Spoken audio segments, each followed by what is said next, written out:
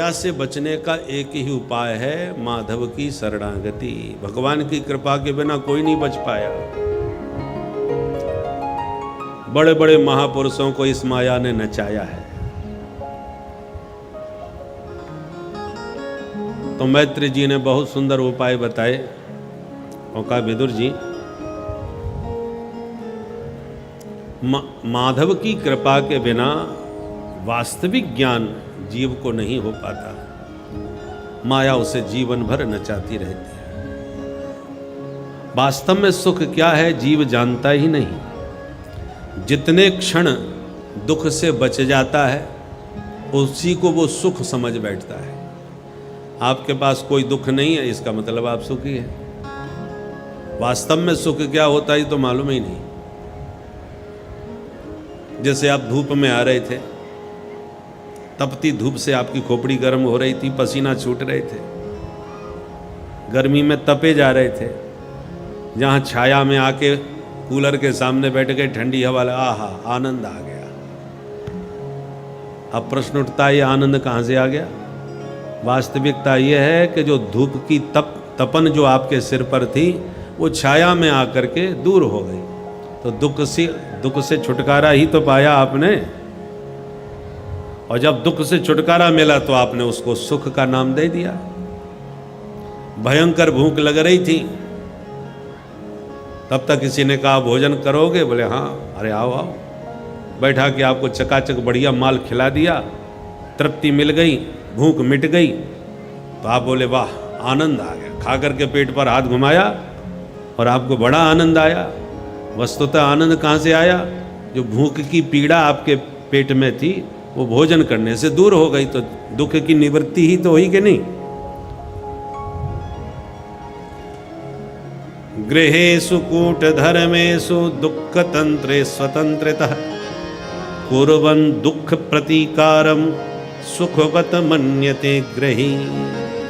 सारा जीवन हम दुख का प्रतिकार करते रहते हैं और जितने समय के लिए दुख को भगा देते उसको ही दुख का प्रतिकार जो हो गया उसी को हमने सुख का नाम दे दिया। प्यास लग रही है, जोर से किसी ने ठंडा पानी पिलाया, पीते ही बोले आनंद आ गया। प्यास की जो पीड़ा थी वो पानी से बुझ गई, तो पीड़ा से छुटकारा ही तो मिला है, उसी को आपने सुख का नाम दे दिया। भयंकर वजनदार गट्ठा अपने सिर पर लाद के जा रहे थे, दबे जा रहे थे भार से, घर पहुंच के वो पटक दिया और तब भार उतर गया। बोले साहब अब आनंद आ गया, तो आज दबे जा रहे थे।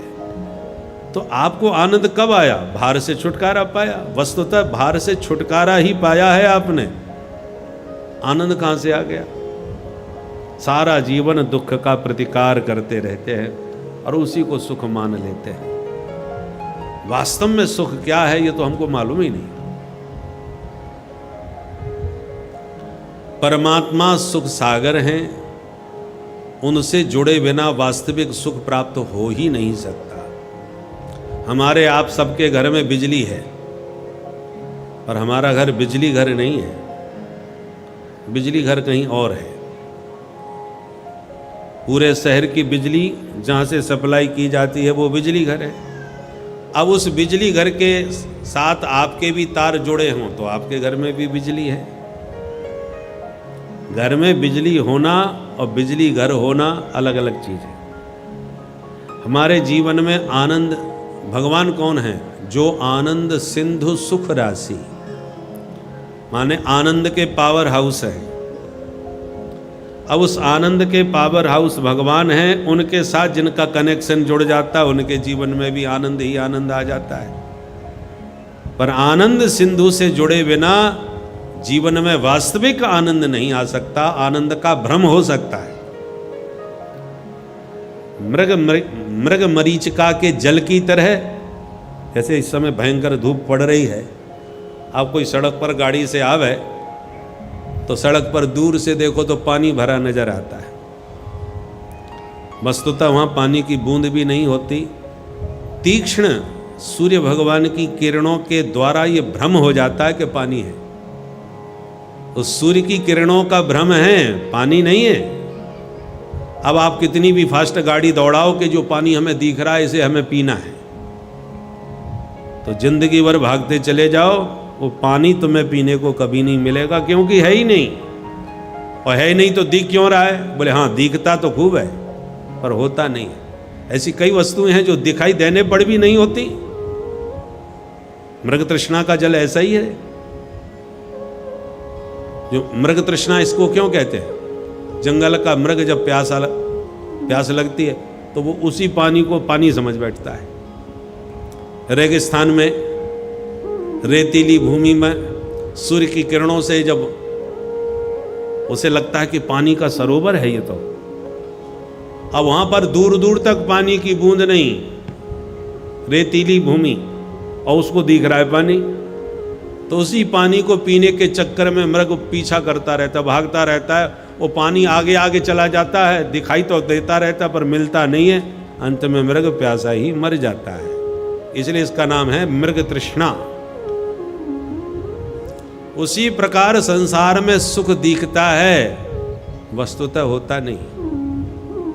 बच्चे थे तो कहते थे कि हम पढ़ लिख करके कुछ बन जाएं तो आनंद आ जाए, बस ये परीक्षा और पास हो जाए तो आनंद आ जाए। न जाने कितनी परीक्षाएं पास कर ली, आनंद तो नहीं आया। थोड़ी देर के लिए खुशी तो हो गई क्योंकि लक्ष्य था हमें पास करना है, परंतु पास करने के बाद खुशी तो हुई पर खुशी टिकी तो नहीं। नौकरी लग जाए तब कहीं आनंद आया, नौकरी लग गई। अब तो विवाह हो जाए तो आनंद आ जाए, विवाह हो गया। महाराज विवाह के तो 5 साल बीत गए, बच्चा नहीं हो रहा, अब एक अच्छा सा बच्चा हो जाए। सारी जिंदगी ऐसी तो दौड़ रहे हम, अब ये और हो जाए, ये और हो जाए, बेटा हो जाए, फिर बेटा बड़ा हो जाए, बेटा कुछ बन जाए, पढ़ लिख जाए, कुछ नौकरी उसकी लग जाए, घर में बहू आ जाए, फिर पोते का मुंह देख लो। ऐसी सारी जिंदगी सिलसिला चलता रहता है। बस ये और मिल जाए तो आनंद आ जाए, परंतु मिलता सब कुछ है, आनंद आता नजर नहीं आता, आनंद नहीं मिल पाया। आनंद का पीछा ही करते रहे मृग तृष्णा के जल की तरह। इसलिए वास्तविक आनंद क्या है ये हमको नहीं मालूम। हम स्वयं आनंद सिंधु के बिंदु हैं। आनंद बाहर नहीं, हमारे ही भीतर है। और जिनको वह भीतर वाला आनंद प्राप्त हो जाता है उनको किसी की जरूरत नहीं रह जाती। वो जंगल में भी, गुफा के भीतर भी उतने ही मस्त आनंद में डूबे रहते हैं, क्योंकि हम आनंद बाहर खोज रहे हैं, उन्होंने अपना आनंद अपने ही भीतर खोज लिया और पा भी लिया, इसलिए सदा मस्त रहते हैं।